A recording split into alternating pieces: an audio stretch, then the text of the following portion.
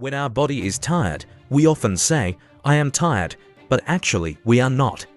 When our head throbs with pain, we often say, "I have headache," but actually we are okay. When sadness arises in our mind, we usually say, "I am sad," but actually we are not. When our intellect lacks the information needed to make decision, we often say, "I am confused." Actually we are not confused because confusion belongs to our intellect, not to us. If we feel no motivation to do anything, we might say, "I am lazy," but laziness belongs to our body and mind, not to our true nature. In this way, once we born, we each of us are identified with many layers of thing. Due to many layers of confusion or attachment, we are ignored to know our true self, the pure consciousness, the very source of creation. So, to clarify such ignorance, so that we will not be entangled with this layer of bondage as our true nature, Adi Shankaracharya, the great 8th century teacher of Vedanta, wrote a brilliant commentary on the taittiriya Upanishad, where he explains that our true nature is to be discovered by reaching the innermost core of our existence, going beyond the 5 koshas, the Panchakosha, one by one.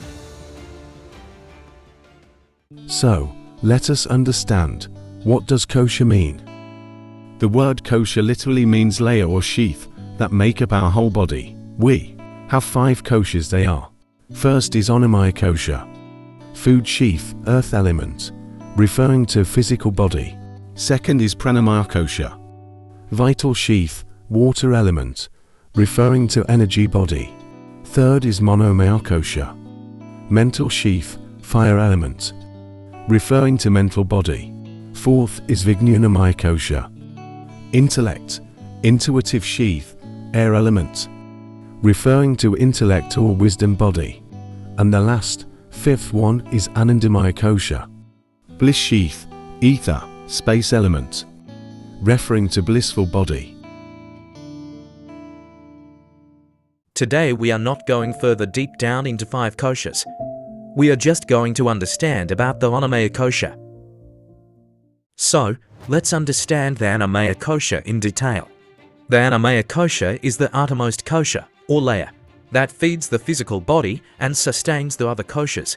This includes the muscles, bones, skin, and organs. This is the only kosha that is physically tangible. Anna means food. Sattvic meaning of Anna is the essence of earth. Water, food grains, fruits, and vegetables are all the products of earth, and all of this is considered as Anna. Physical body is made up of Anna, and it grows and gets strengthened with Anna, and later, after the death of physical body, merges with the earth. So, this is also called as the sheath of food. Annamayakosha is the controller, cause, producer and consumer of physical body, but is still different from physical body. When we eat food, within 40 to 60 days, the food undergoes the formation of saptadatis, the 7 bodily tissues, from food to plasma, that is rasa, and plasma to blood, and blood to muscle, and muscle or flesh to fat, and fat to bones, and bones to bone marrow, and finally bone marrow to semen or ovum.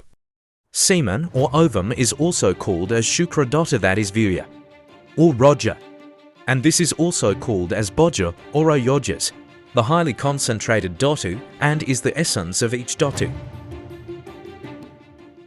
My dear brothers and sisters, semen and ovum have the huge potential to create a new life. It is the vital energy, the virya or roja that supports your life, is the prana of pranas, which shines in your sparkling eyes, which beams in your shining cheeks, is a great treasure for you.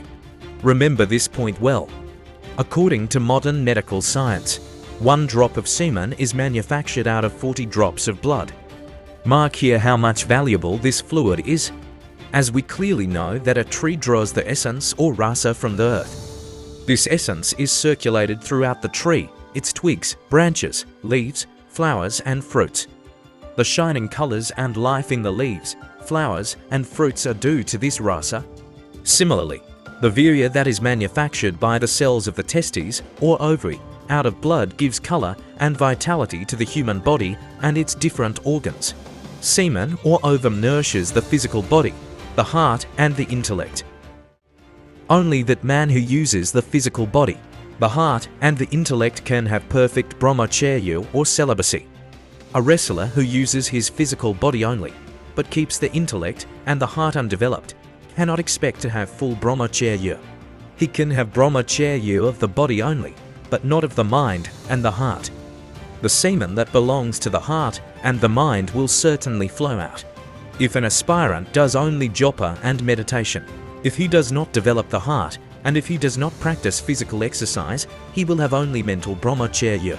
The portion of the semen, which goes to nourish the heart and the body, will flow out. But an advanced yogi who dives deep in meditation will have full brahmacharya even if he does not take physical exercise.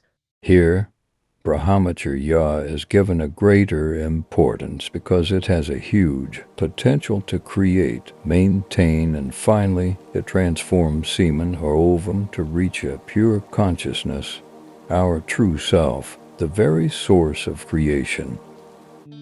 Did you know that approximately 10% of semen is just sperms and ovum?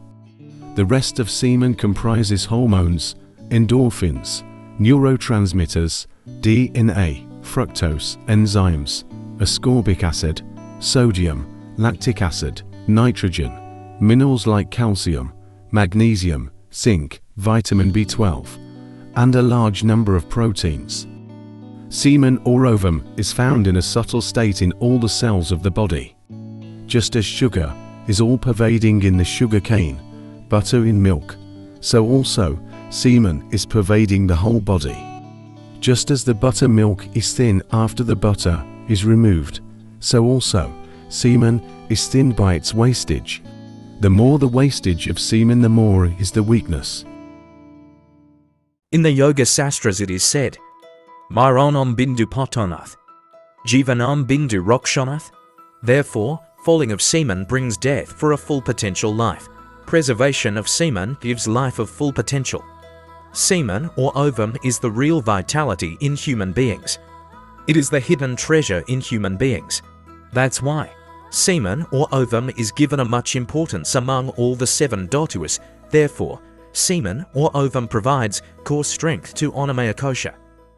Living at this level, most of people identifies himself with a mass of skin, flesh, fat, bones, and filth, whereas conscious man realizes his own self as distinct from the physical body.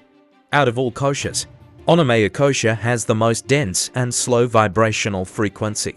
This body cannot exist without other koshas or bodies, the pranamaya, manomaya, vigyanmaya, and anandamaya koshas, yet for the most part, it remains barely activated in regards to its highest evolutionary potential.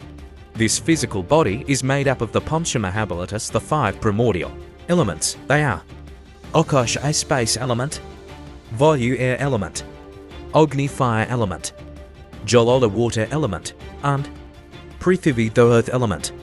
For strengthening the Annamayakosha, firstly, we have to take proper diet, mostly rich in sattvic foods like fresh fruits, vegetarian diet, fresh mild cooked food, raw salads, dry fruits, etc., which provides longer energy waves within body, but avoiding the intake of violent, active, dull and inert, dead rajasic and tamasic foods which provide little or almost zero energy waves within the body.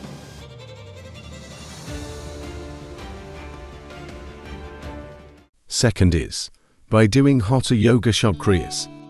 The 6 procedures, they are neti, dhoti, noli, vasti, kopalbhati, and trotok.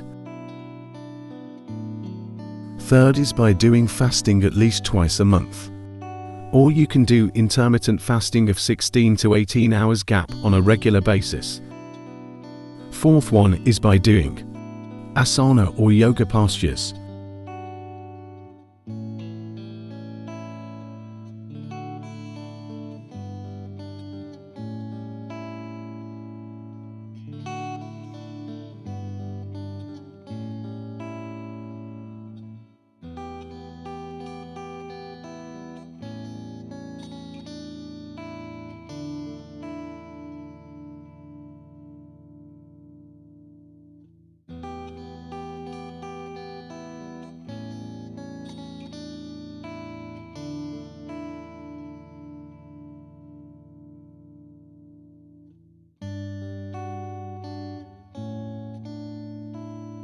fifth one is by doing bhuta shuddhi or tattva shuddhi. That is the purification of 5 elements.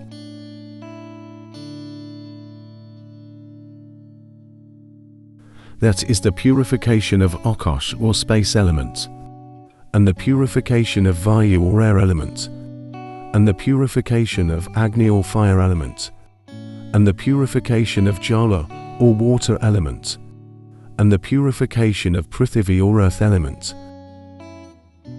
And by following brahmacharya and tapaschaya. This means waking up early in the morning in between 3 to 5 am before the sunrise, and doing pranayama, yoga and meditation, or simply doing normal morning exercise, and fully involved in daily activities and goals set for a day.